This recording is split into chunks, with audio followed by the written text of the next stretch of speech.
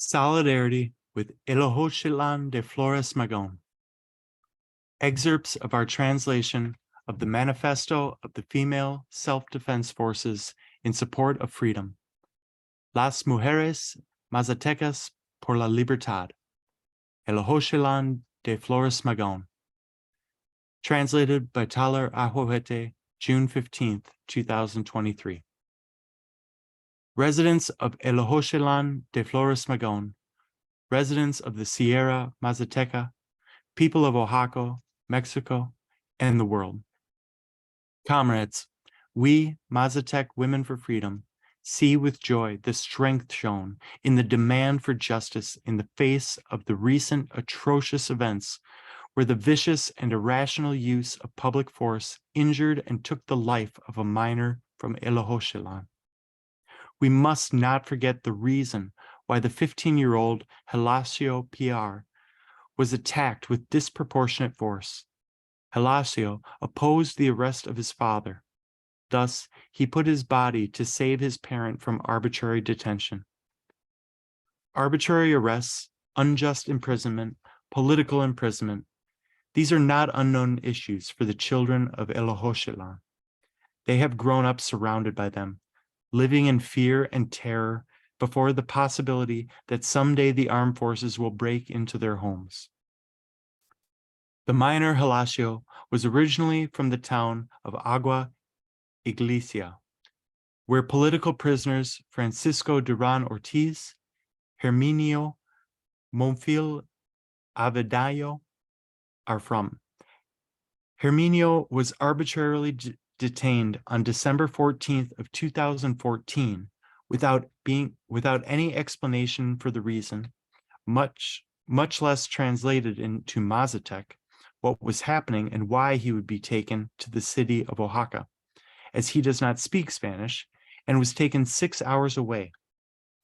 In June 2018, the municipal police officers, also armed, detained Francisco, doing so in an irregular manner. Francisco was tortured there in front of his own children. One of his sons, a 15-year-old, ran and managed to get into the van where they had thrown his father out, but the policeman took him down. Thus, the testimony of Francisco's children spread among the children of Ahuehuete. Therefore, that testimony reached the child Helacio, a neighbor of Francisco's children. Our daughters, our children whose fathers or relatives are persecuted in the same way as the political prisoners of Eloxochitlan de Flores Magon, are under the same risk as the child Helacio, because their hearts beat against injustice. And we, their mothers, relatives, and comrades, know that they would also put their bodies on the line if the armed forces came to ravage our people and homes. We are not going to allow them to attack us, to reach our homes, where we and our youngest children are. We are not going to allow them to grab our children, our brothers, our fathers, our husbands. They are innocent. We are free, but they are not. Because of the pure whim of power groups that benefit from the political imprisonment and the community members of Eloxochitlan de Flores Magon, enough is enough.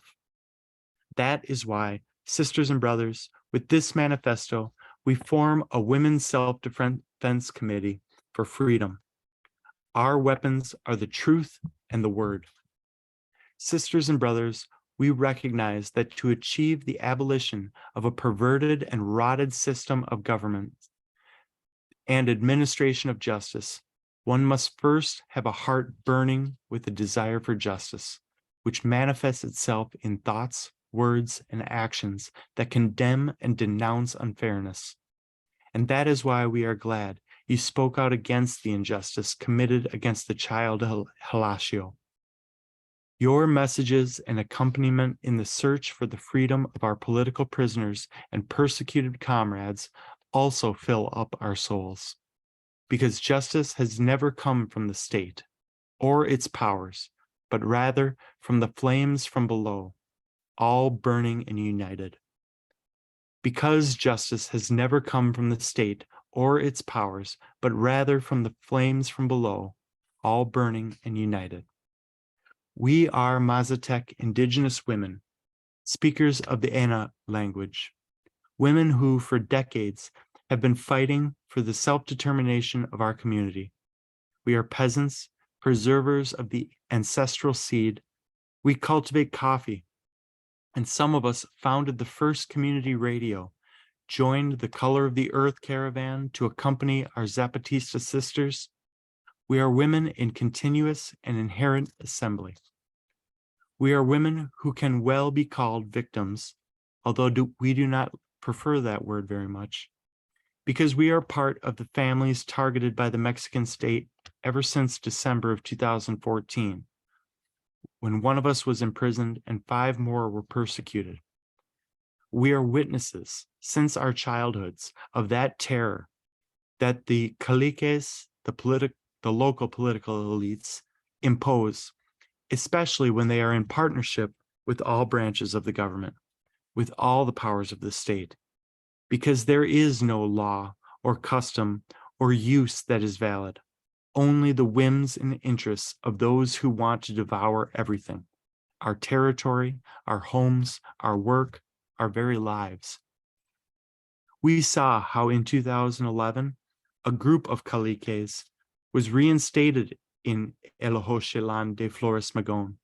This time, they put a woman's face on it, that of Elisa Zepeda Lagunas, current Secretary of Women's Affairs and former municipal president and congresswoman. And she began alongside her father, Mr. Manuel Zepeda Cortez, when he usurped the municipal presidency from 2011 to 2013, when the people did not give him the baton of command. There is no photo of him in the public square receiving the baton. He never had the legitimacy of the people because he fraudulently usurped a position by force that the people never conferred upon him. Running for office to assert one's will is not a practice in the community, much less forming groups to assemble on the day of the election. But Manuel and Elisa were backed by all the bureaucrats of the state of Oaxaca, who have left in impunity the committed offenses suffered by the community as a whole, from the fabrication of crimes to torture.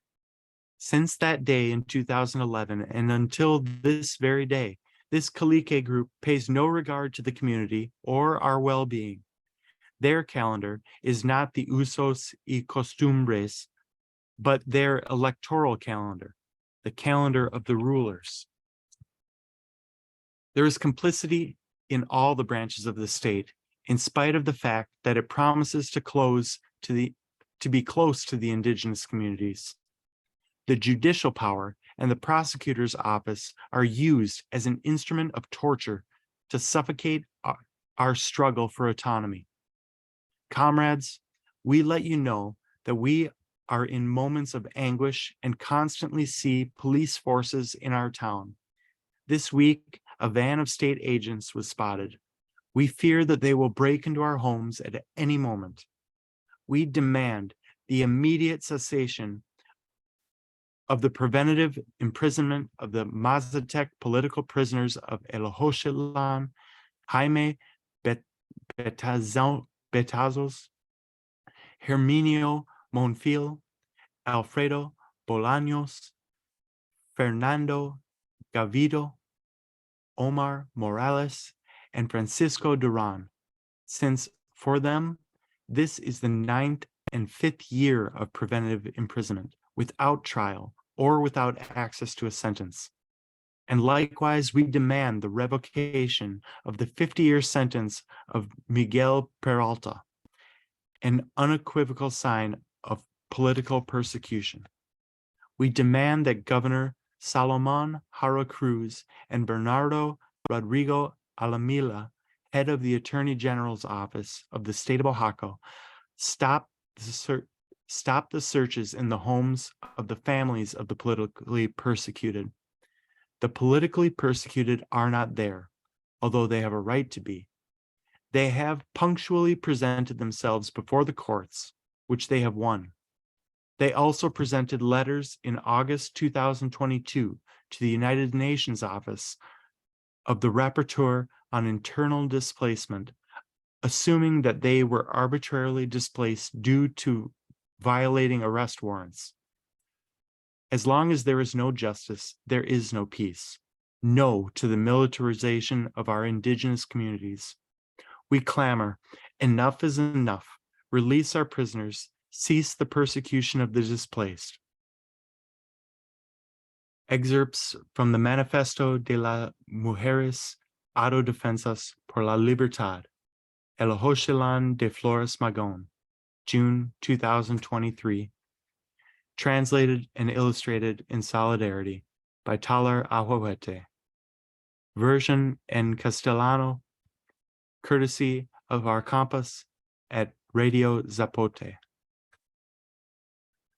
And apologies for all of the mispronunciations. I tried. Thank you.